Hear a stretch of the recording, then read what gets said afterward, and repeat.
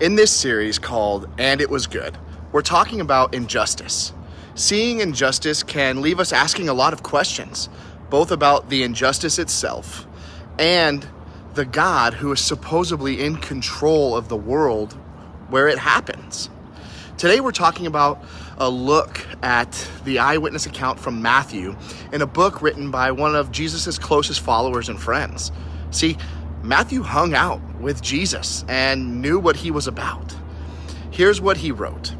Jesus traveled through all the towns and villages of that area, teaching in the synagogues and announcing the good news about the kingdom, and he healed every kind of disease and illness. When he saw the crowds, he had compassion on them because they were confused and helpless like sheep without a shepherd. He said to his disciples, "The harvest is great, but the workers are few."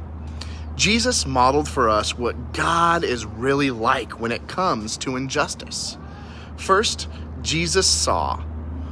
He saw injustice, the hurt, and the brokenness. And when he saw, he cared. And when Jesus was moved to care, he was moved into action.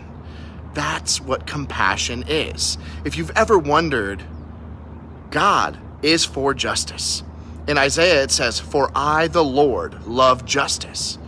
But in 1 Corinthians 12, I want to express and let you know about the illustration of the body with its individual parts working together. Well, in that same way, God designed the body of Christ, or the church, to work together to help each other out.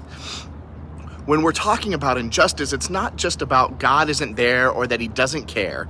Instead, the church, God's people, are called to be God's hands and feet here on the earth.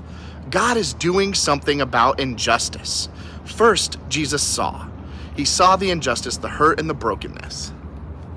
And he's calling us to be a part of that action. I guess the real question here is, are you willing to be a part of God's plan to work towards justice for all?